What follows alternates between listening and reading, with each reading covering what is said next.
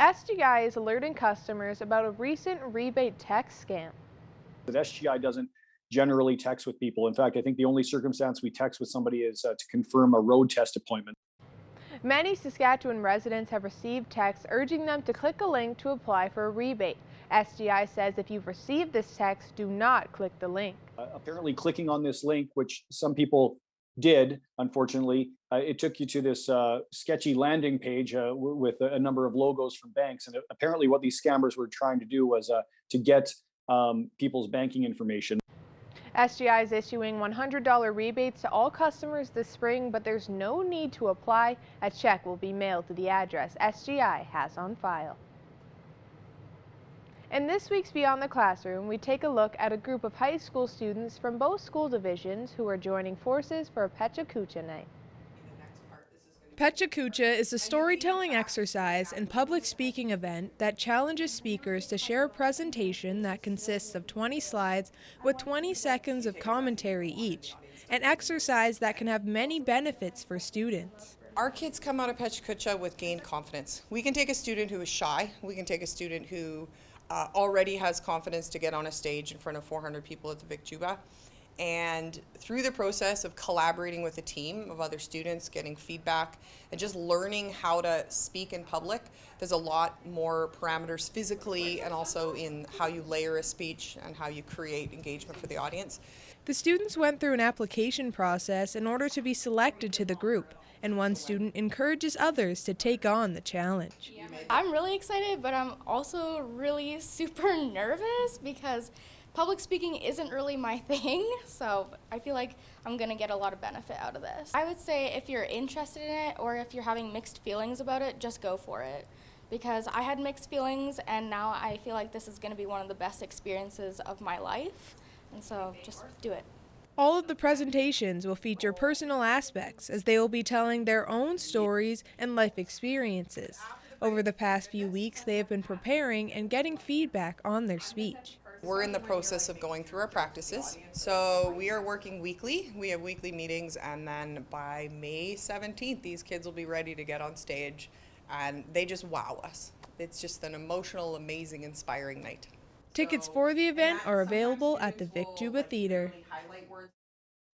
At Lakeland College, our students are challenged to go beyond the classroom, so when industry knocks, they're ready to thrive. Learn more at lakelandcollege.ca. The Olive Tree has seen a slow start to the new year for donations, but as months go on, the support from residents is increasing. Shelby Clark chats with the Olive Tree on what items are needed for Easter that's right around the corner. Joining us today for Primetime Local News is Janet Thompson with the Olive Tree. Thank you so much for giving the time to speak with us. Yeah, thanks for having me.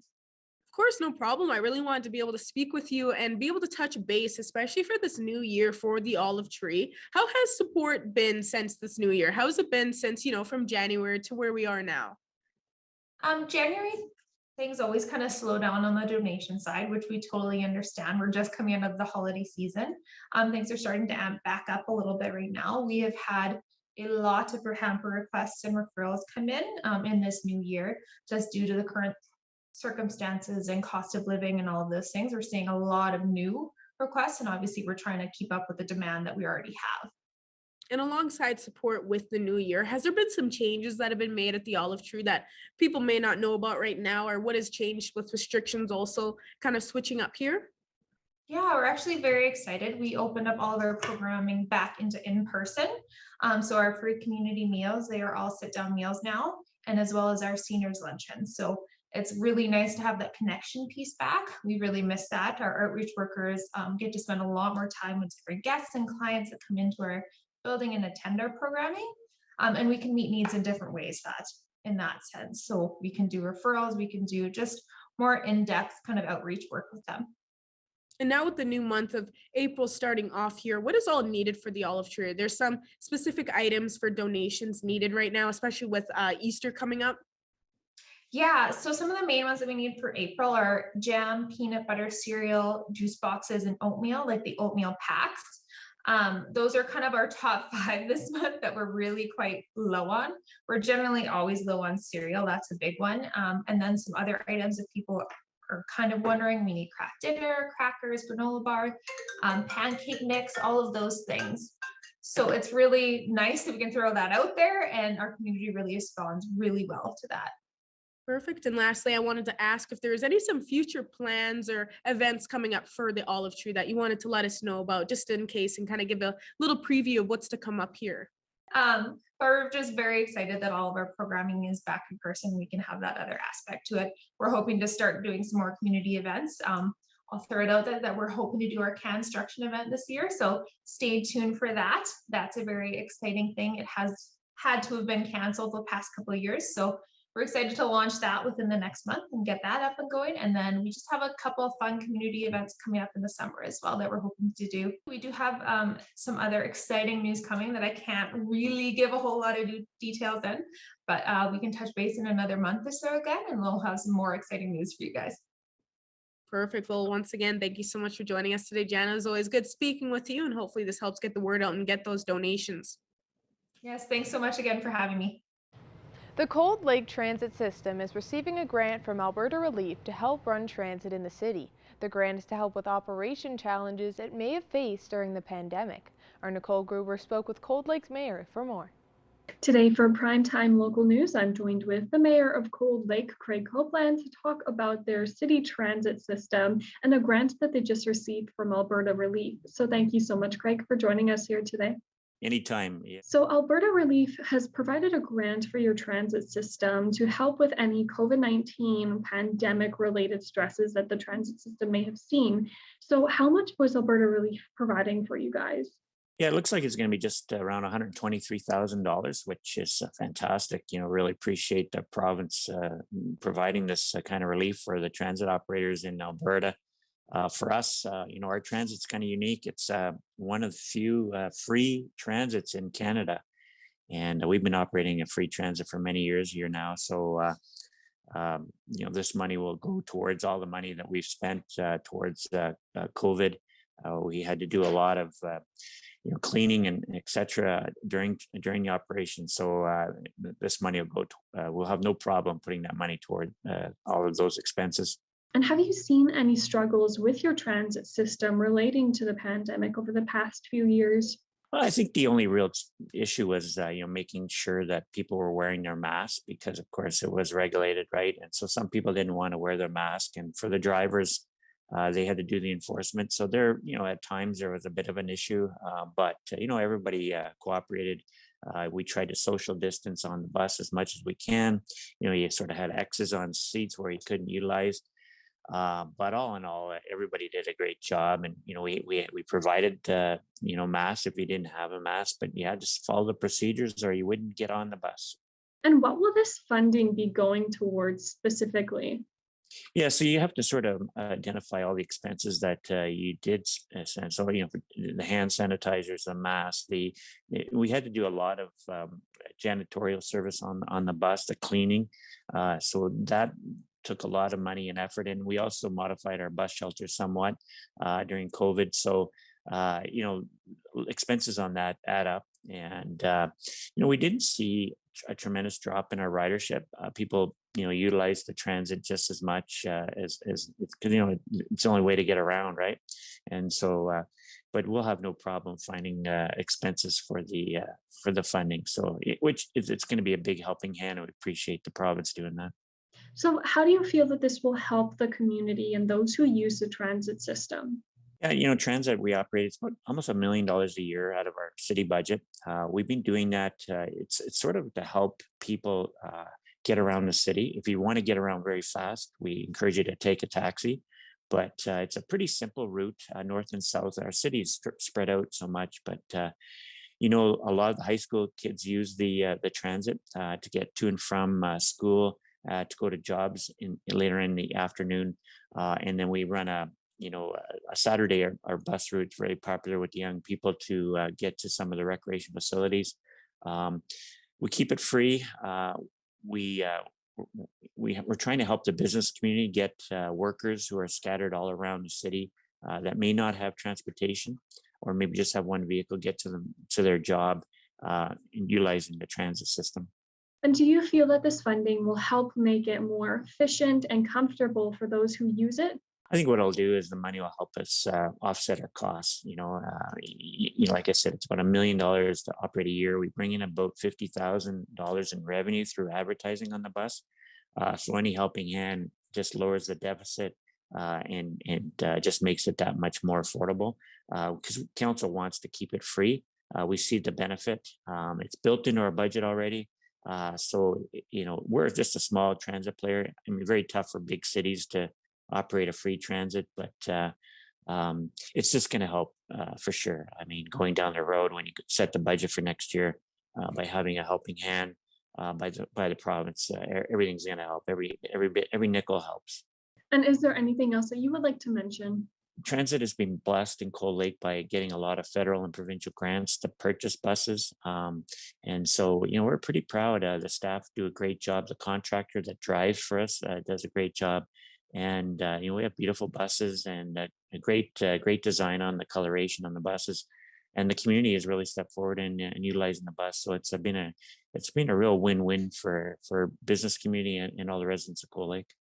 Well, thank you so much for joining us here today. Hey, no worries. Thank you. Thanks for having me.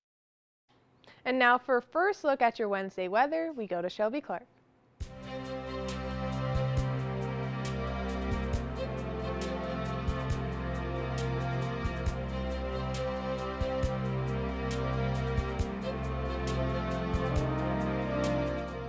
Thanks so much, Jasmine. Now taking a first look at your weather forecast, we are seeing a nice day today. Definitely what we expected to see. We are sitting at 8 degrees and we are seeing a lot more sun, so that did help melt some things down out there, especially after the conditions we had yesterday. So seeing a sunnier day, I think everybody's happy to see that, but we are seeing a lot of puddles and everything out there. So if you are going on walks or anything like that, be careful because it is quite messy. Now switching over to temperatures across the region for Alberta and Saskatchewan. On the Alberta side, we are seeing some slightly warmer temperatures. Still single digit, but not too bad. We are moving up compared to yesterday that we were seeing. Most spots seeing around 8 and 9 degrees on the map. It is 5 in St. Paul, while Marwayne, Cold Lake, and Bonnyville are seeing 7 degrees. Now switching over to our Saskatchewan side here, they are seeing those single digit temps as well, plus temperatures. They are seeing some slightly cooler temps compared to the Alberta side. La Crosse is at 4 degrees, while it is 5 in Green Lake and St. Walburg, 3 in Meadow Lake, while Pearson is seeing 7 degrees. And down in Maidstone and Macklin, they're seeing the warmest at 8 and 9,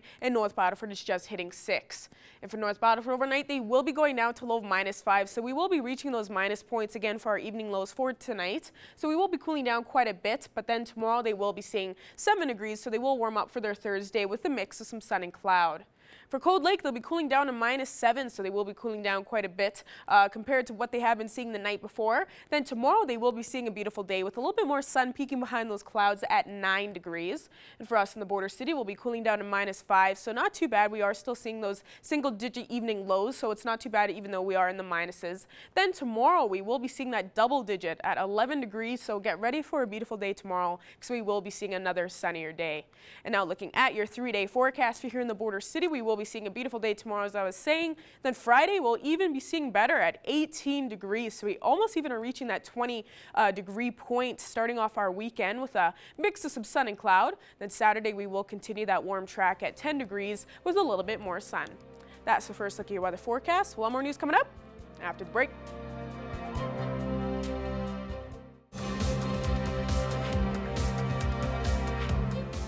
Spring, the season of birth for animals, crops, and this weekend for junior hockey careers. Players ranging from 15 to 19 years old will gather in the border city for the Lloydminster Bobcats Spring Prospects Camp. Evan Kenny has more ahead of the weekend. Winter has come and gone, and with that, so has the 2021-22 hockey season for the majority of players. The preparation for next season will begin this weekend as players get set for the Lloydminster Bobcats Spring Camp.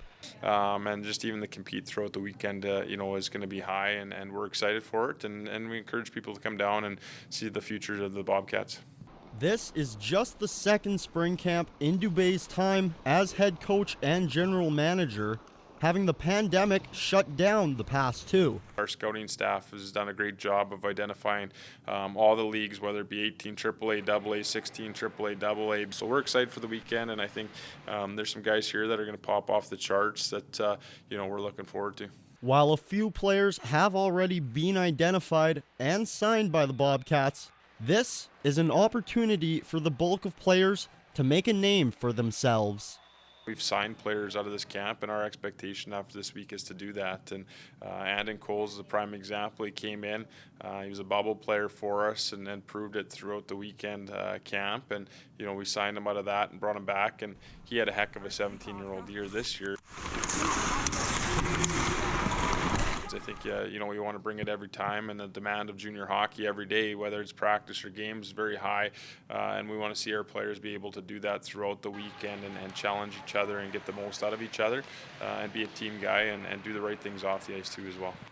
Camp kicks off this Friday at 1:15 p.m. and will stretch till Sunday midday. All ice times will take place at the Civic Center, where fans are welcomed. Evan Kenny, Primetime Local Sports. Today marks the 4-year anniversary since the tragic bus crash involving the Humboldt Broncos of the SJHL.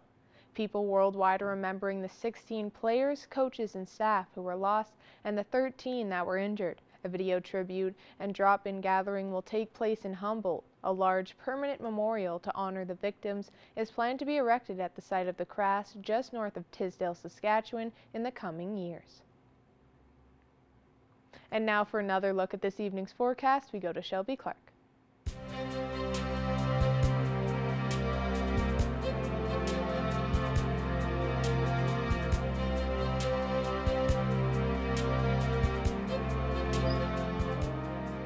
Jasmine, now taking another look at your weather forecast. We'll be starting off with the central zone of our provinces here. And on the Alberta side, we are still seeing some nice temperatures. Most spots seeing around 8 and 9 degrees on the map. 7 in Cold Lake, Athabasca, and Whitecourt in Jasper is probably the coolest there, seeing 6. Switching over now to our Saskatchewan side, they are seeing those single digits, but slightly cooler. Saskatoon and Meadow Lake both at 3 degrees. 5 in Prince Albert, while North Battleford is still sitting at 6, and Melfort is the coolest at just hitting 1. Now going over to our northern region now, they aren't looking too bad whatsoever for their temperatures. They aren't even at the minus point, which is good to see as we are heading more into the spring season. Most spots are seeing 2 degrees on this side here. 4 in Flin Flon and Wollaston Lake, while LaRange is at 6, and Stony Rapids is seeing the warmest, just hitting 7. Now switching over to this end here now, they are looking pretty good. Most spots at 8 degrees. High levels almost at 9, so even they almost are reaching that double-digit 10-degree point. 5 in Slave Lake, and Fort Chipewyan is just at 4. And going over now to our southern region, they aren't looking too bad either. They are looking a lot warmer compared to most of the other central and northern zones. Lethbridge and Medicine Hat even reaching those double digits at 11 and 12 degrees. 8 and 9 in Coronation and Calgary, and Banff is looking slightly cooler, just hitting 6. And switching now over to our Saskatchewan side, here they are seeing those single-digit plus temperatures. So although they are still past the minus point, they are still seeing those single digits. So not as warm as usually they are, as they're supposed to be though. And 6 degrees in most spots on this side here, while there's 4 in Yorkton. 5 degrees in Swift Current, and Kindersley is looking the warmest at 8. And now going back across the region is seeing what we will see throughout the night and throughout the evening. We will be cooling down quite a bit from what we were seeing yesterday.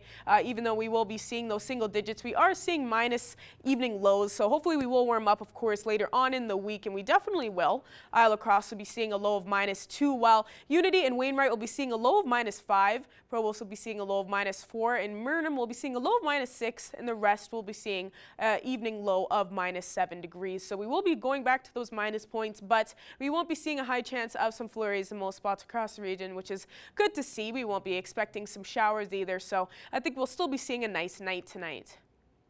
And now looking at temperatures tomorrow across the region, we will be seeing a beautiful day for most spots for sure, especially on the Alberta side. Most spots will be seeing those double digits tomorrow, ranging from around 11 to 13, 14 degrees, and the rest on the Saskatchewan side will mostly be seeing 7, but we will still be seeing a beautiful day for most spots. And ending off with our 7-day forecast for here in the border city, we will be joining that double digit tomorrow at 11 degrees with a mix of some sun and cloud, 18 on Friday. So we will be seeing a beautiful day to start off the weekend, which is great to see as we are heading more into spring here. We're finally seeing more sunnier days. Saturday we'll see another sunnier day at 10 degrees, so we'll be continuing that warm track for the weekend. Then cooling down, unfortunately, to end off the weekend at 3 on Sunday, and then seeing 2 degrees to start off next week with a high chance of some flurries on both those days. So hopefully that will melt down soon. The next Tuesday, Wednesday, we will be seeing that single digit point with a lot more sun. That's another look at your weather forecast. We'll have more news coming up after the break.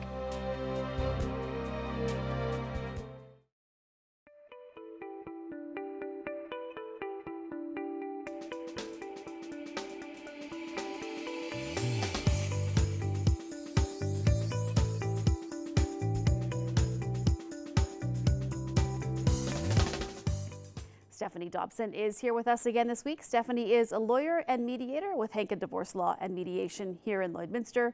We're back for another episode of Healthy, Thriving Family After Divorce. Stephanie, today we're going to be talking about workbooks that you use with your clients to help get through the divorce and separation process. Let's talk about those workbooks. Just start off by explaining a little bit about what they are and what the purpose of them is. Sure. I'll just start, Stacey, by reminding our viewers that all of the information about our workbooks and all of the services that we provide is all really well laid out on our website. So people can feel free to go in and look at what these workbooks are a little bit more in due course. So our viewers may or may not remember, a long time ago in December of 2020, I introduced to our viewers the first workbook called Our Family in Two Homes. And this is a workbook that I use with families for parents who are separating or divorcing while they're still raising their children. So now I've expanded my collection of workbooks to include two more options. So I'll go through them one by one. One is called Our Family in a Few Homes. And this workbook is for separating or divorcing couples who have adult children, or even sometimes for people who don't have children at all. And then the other one is Designing Our Future Together. So this workbook is for couples who are planning the next chapter of their life. So either starting to live together, getting married, having children, growing old together, or even those who are already married and going through what's called marital mediation. Okay, and Stephanie, what is inside the workbooks? Tell us a little bit about the design.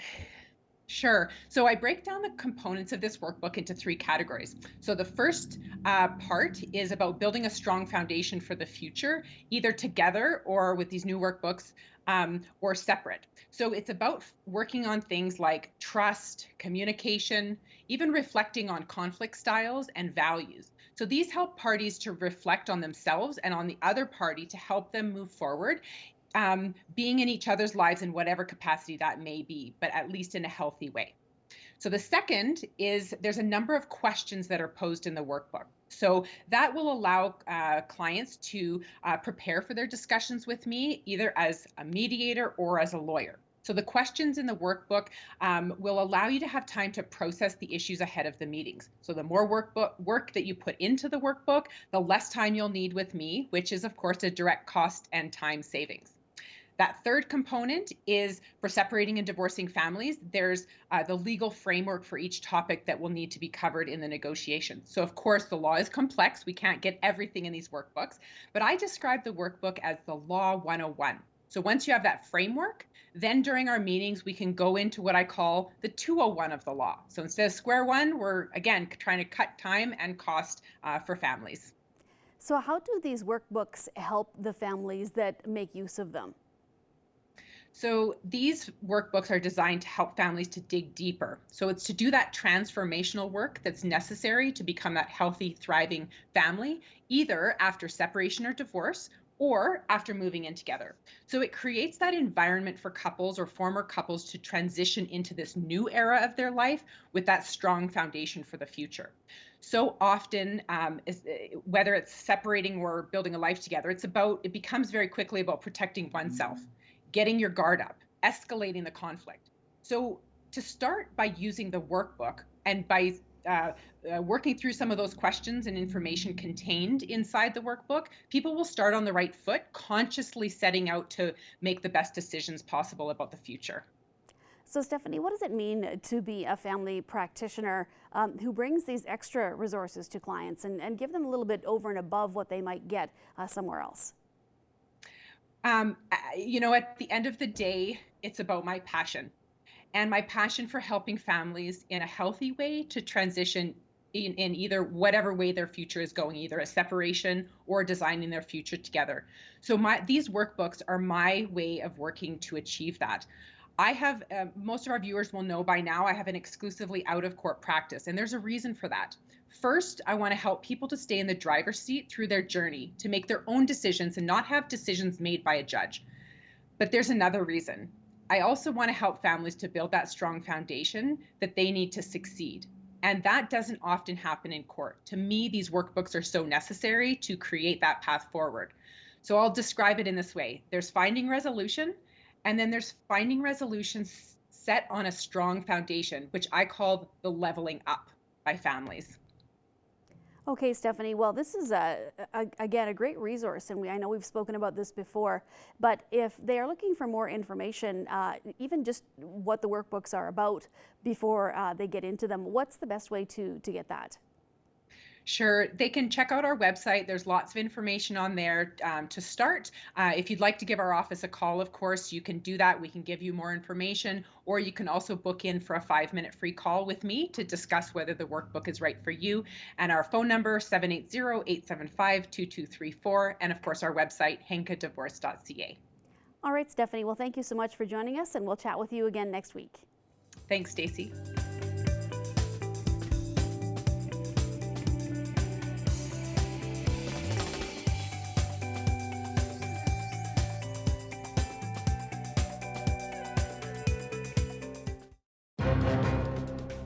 Furniture set and design supplied by Furniture Gallery and Furniture House, downtown Lloydminster. Today on Primetime Local News, I'm once again joined by Jacqueline Weed from Big Brothers Big Sisters Lloydminster, and she's here to talk about an upcoming fundraiser that's encouraging locals to get out and try some poutine. With that, though, I will pass the torch to you, Jacqueline. What can you tell our viewers about Poutine Days? So we've been doing Poutine Days since 2019. It started as Poutine Week, and then we didn't do it in 2020 because of COVID. And then last year we started just doing it a few days, so Poutine Days. And so what happens is we have partner restaurants that partner with us. They create a signature poutine or poutines. And then when they sell that poutine during Poutine Days, they donate $3 to Big Brothers Big Sisters to support our mentoring programs. And they're all very creative. So like there's some pretty amazing choices. Like I'm not sure how people will decide where to go first and what to try first. Just such a variety. It's just absolutely amazing. So that's coming up starting on Friday. And something that's kind of unique to Poutine Days is this sort of competitive nature almost that's established between these participating restaurants. So where did that idea kind of come from? And how did it all come to be a couple of years ago with the first Poutine Days? So we had heard about it through Big Brothers Big Sisters of Saskatoon. They had been doing it for a couple of years before, and we had seen it. And actually, it was just because we happened to notice that during the time was National Poutine Day, and we're like, wonder what we could run around there, because Saskatoon does theirs in the fall. So we thought we'd tie it in. And they actually did have the competition as part of theirs. And so what the competition is as people order the poutine, then they vote using the hashtag guilt-free poutine YLL or hashtag Poutine Days YLL and the restaurant name. And then we're able to track who votes for which poutine. And in the end, then they get the fan choice as the favorite poutine and they get an award. And could I just get you to go over all of the restaurants that are participating in Poutine Days? Sure. So we have Cheers Restaurant and Lounge, and they'll have 3 poutines, and everyone can check out the menu on our Facebook page. We have what each restaurant has. So Cheers has 3 poutines. Cedar Kebab has one. Mr. Bill's has one. And Rolling Green has they have 3 or 4 regular menu ones, and then they actually have a brunch one that they're doing on Saturday and Sunday as well. So there's that option as well. So I don't know if you start on Friday and you just go lunch and supper or what you do, but if people are wanting to try every one, they're going to be kind of busy. Switching topics just for a second, though, BBBS also has an activity challenge fundraiser that's coming up in the future here. Could I just get you to go over the details for that? Yeah, so many people probably have heard of our Bowl for Kids that we used to run for the last 17 years pre-COVID, where people registered teams, came and bowled, and then collected pledges, and that money came to Big Brothers Big Sisters. With COVID, of course, the bowling alley was closed, and we really needed to do something to replace that major fundraiser because it raises such a large amount of money for us. So last year, being the 50th anniversary for Big Brothers in Lloydminster, we did the 50 minutes for 50 years activity challenge. And so we're going on that same premise again this year. So this year it's May 6th to May 17th. And what people do is they register by themselves or as a team, or a business could do it on their lunch hour. You pick an activity you want to do for 50 minutes, what day you're going to do it. You let us know. You collect pledges and you do your activity. So if you normally go to the gym, that could be your activity. If you're going to do yard work, that could be your activity. It doesn't matter to us what the activity is. You just pick what you want to do and you collect money and give us the pledges. Awesome. Switching back over to Poutine Days just briefly again, the fundraiser is coming up this weekend. It will run from Friday, April 8th, all the way through to the Sunday, April 10th.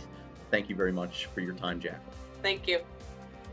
Thank you for joining us on Primetime Local News, and you can catch us again in the next hour.